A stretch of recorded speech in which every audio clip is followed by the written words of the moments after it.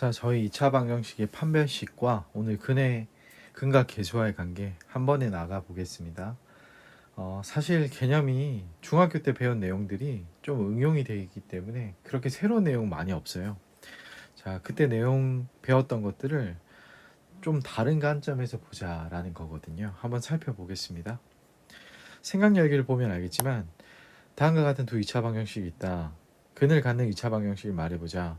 자, 우리가 근을 갖는다라고 얘기를 했을 때 죄송해요. 근을 갖는다라고 얘기를 했을 때 우리가 근의 공식을 써서 근을 한번 구해보자는 거고요. 그럼 우리가 근의 공식이 어떻게 됐냐면 ax 제곱 플러스 bx 플러스 c는 0이란 방정식의 근의 공식이 2a분의 마이너스 b 풀마 루트 b제곱 마이너스 4ac라는 걸 알 수 있었어요. 그럼 실수 범위라는 것은 이미 저희가 두 방정식 자체의 개수가 실수기 때문에 여기 있는 친구들은 문제가 없어요. 뭐냐면 여기 있는 친구도 실수고 여기 있는 친구도 실수예요. 근데 우리가 복소수를 배웠죠. 허수단위라는 것은 루트안이 음수인 파트를 허수단위라고 했잖아요. 그래서 결국에는 실수 범위에서 근을 갖느냐라는 것은 루트 안에 있는 이 b제곱 마이너스 4ac가 양수냐 음수냐로 나눌 수가 있습니다. 그렇죠? 그래서 0보다 크거나 같으면 얘는 실수였고요. 음수면 뭐가 됐어요? 허수라고 얘기를 할 수 있죠. 그래서 이런 부분들을 따지고 생각 열기에서 물어보고 있는 겁니다. 그래서 따라서 개수가 실수인 2차 방정식은 복수수 범위에서는 반드시 근을 갖는다라는 얘기를 지금 교과서에서 하고 있는데요. 왜냐하면 복수수 자체가 루트 안이 음수인 거고요. 실수는 루트 안이 0보다 크거나 같은 거잖아요. 그죠? 그렇기 때문에 복수수라는 거는 실수보다 큰 체계잖아. 항상 근을 갖는다라고 얘기를 할 수 있죠. 그죠? 그때 실수인근을 실근, 허수인근을 허근이라고 얘기를 합니다. 별건 아니죠. 넘어가면요.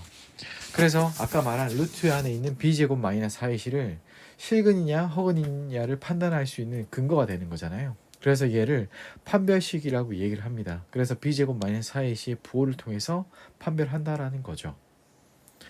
그래서 우리가 b제곱 마이너스 4ac가 0보다 크면 플러스 인근 마이너스 인근 두 개가 있겠죠. 그래서 서로 다른 두 실근이라고 얘기를 하는 거고요. 만약에 0이면 얘가 0이면 결국에는 플러스 마이너스 자체가 의미가 없잖아. 플러스 마이너스 0이라는 거는. 그래서 2a분의 마이너스 b 하나만 살아남기 때문에 중근이죠. 그냥 근이 하나라는 거야. 그래서 b제곱 마이너스 4의 c는 또 넘어가서 0보다 작으면 루트 안이 0보다 작은 거니까 허근이죠. 근데 플러스 인근 마이너스 인근인 거니까 서로 다른 두 허근을 갖는다라고 얘기를 해요. 그래서 이 b제곱 마이너스 4의 c가 부호에 따라서 우리가 실근이냐 허근이냐를 얘기하는 거잖아요. 그죠?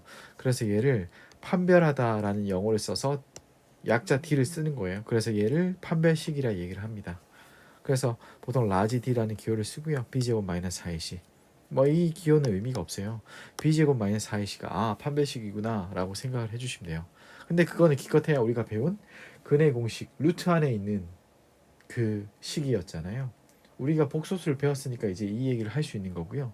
이미 알고 있던 얘기라고 볼 수가 있습니다. 다음을 정리를 하면 판별식 라지 d가 0보다 크면 서로 다른 두 실근을 갖고요.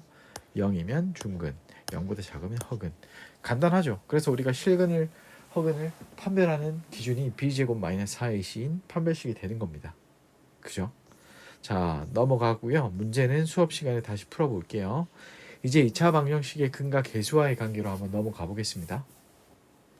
자, 계수라는 거는 방정식의 문자 앞에 있는 숫자잖아요. 근데 그게 근과 어떤 관계가 있을까 얘기를 한번 해볼게요. 사실 우리 이것도 이미 알고 있던 내용이라 볼 수가 있어요. 왜냐하면 우리가 죄송해요. 근의 공식을 배웠잖아요. 만약에 우리가 두 근을 알파, 베타라고 얘기를 할게요. 그럼 하나는 2a분의 마이너스 b 플러스 루트 b제곱 마이너스 4이시고 하나는 마이너스가 되는 거죠. 그러면 두 근의 합을 한번 해볼게요. 해보는 거야. 그럼 직접적으로 더해보면 여기 풀마가 어때요? 서로가 상쇄가 되죠. 왜냐하면 분모가 공통인 거니까 분자끼리 더해주면 되니까 이 두 개가 없어져요. 그러면 2a가 되고 마이너스 b가 있으니까 2a분의 마이너스 b가 두 개 있으니까 이렇게 되죠. 2가 약분돼서 뭐가 남아요? 마이너스 a분의 b가 남고요. 그와 비슷하게 알파 베타를 하면 2a 분모끼리 곱하고 분자끼리 곱하면 되죠. 분모끼리 곱하면 어차피 4a 제곱이고요. 분자끼리 곱하면요. 합차 공식을 쓸 수가 있겠죠. 합차 공식. 그죠? 합차 공식을 쓰면 제곱 마이너스 제곱이니까 마이너스 b의 제곱, 그 다음에 마이너스 루트 b제곱 마이너스 ic의 제곱, 루트와 제곱은 사라지고요. 그래서 b제곱 이렇게 상황만 남게 됐을 때 없어지고 마이너스 플러스가 되고 결국 약분을 하면 a분의 c가 된다는 거예요. 과정은 어렵지 않죠. 그런데 잘 보시면 두 분의 합을 했더니 마이너스 a분의 b가 되고 두 분의 곱을 했더니 a분의 c가 돼요. 여기 a, b, c라는 이 숫자 상수는 보시면 알겠지만 2차 방정식의 계수랑 관련이 있죠. a라는 거는 x제곱 합의 계수고 b라는 거는 x 합의 계수고 c는 상수인 거잖아요. 그죠? 그래서 이걸 정리하면 합은 즉 우리가 뭐 인수분해나 근해 공식을 쓰지 않아도 마이너스 a분의 b 즉 계수를 해결할 수 있다는 거고요. 곱도 a분의 c라는 숫자로 해결할 수 있다는 겁니다. 이게 핵심인 거예요. 결론은 뭐가 되겠습니까? 합과 두 근의 합과 차는 계수로 해결이 가능하구나 라는 게 포인트고요. 증명은 우리가 알고 있던 근의 공식을 통한 근을 직접 더해보고 곱했더니 이렇게 나왔다는 겁니다. 그래서 이 과정은 논리적으로 이해하시면 되고요. 이 공식은 외워주시면 좋겠죠. 그래서 얘는 꼭 암기를 해주시면 좋습니다. 그래서 개수가 실수인 2차 방정식에서 두 근의 합과 곱은 항상 실수다. 왜? 개수가 실수니까 실수끼리 나누거나 마이너스를 붙여봤자 실수죠. 그런 얘기까지 할 수 있는 거예요. 참고사항까지. 됐죠? 자, 넘어가 볼게요. 자, 두 수를 근으로 가는 2차 방정. 이건 역으로 생각하는 거예요. 그죠? 두 수 알파 베타를 근으로 하고 x제곱의 개수가 1인 2차 방정식은 잘 보면 두 근의 합이 뭐였어요? 마이너스 a분의 b였잖아요. 두 근의 합이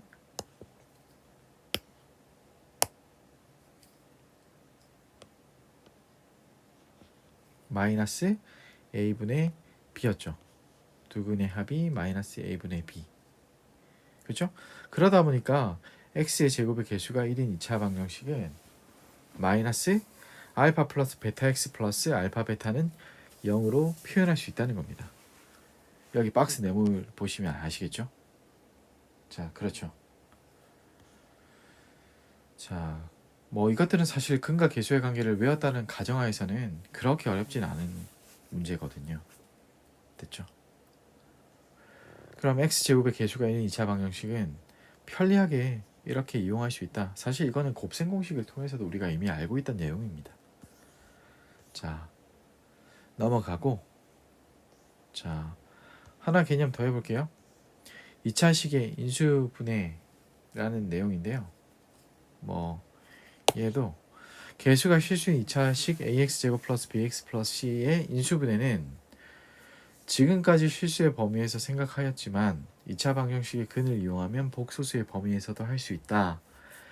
자, 이게 우리가 어떤 내용이냐면 우리가 ax제곱 플러스 bx 플러스 c는 0의 두 근을 알파 베타라고 해요.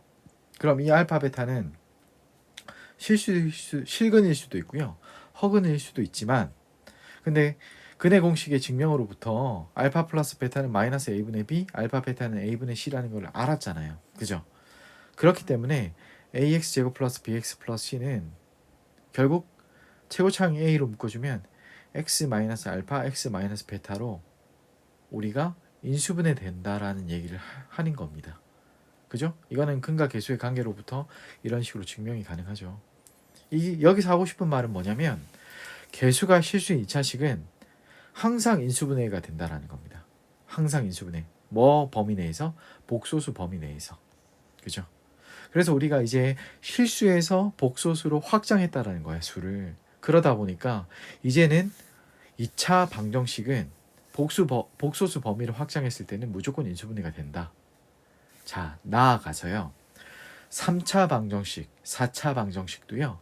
복소수 범위 내에서 확장을 하면 항상 1차식으로 쪼개진다라는 내용을 우리가 대학교 과정에서도 배울 수가 있거든요. 이거는 참고사항으로 알아두세요. 당연히 2차식도 그럼 인수분해가 되겠다라는 내용을 할 수 있는 건데 우리는 고등학교 1학년 수준에서는 근과 계수와의 관계로부터 이렇게 내용을 할 수 있다는 겁니다. 자, 되겠죠? 다음을 정리하면 다음과 같대요. 2차식, 2차 방정식. 우리가 말한 2차 방정식은 계수가 뭐인 거야? 그쵸? 실수인 걸 얘기하는 거야. 그때 두근을 알파, 베타. 이 알파, 베타는 허근일 수도 있고요. 실근일 수도 있어요. 그때 이렇게 1차식으로 쪼개진다 라는 내용을 한 겁니다. 됐죠? 그래서 우리 여기 근과 계수의 관계까지 마무리하는 걸로 하고요. 우리 문제풀이 시간에 다시 한번 뵙는 걸로 할게요.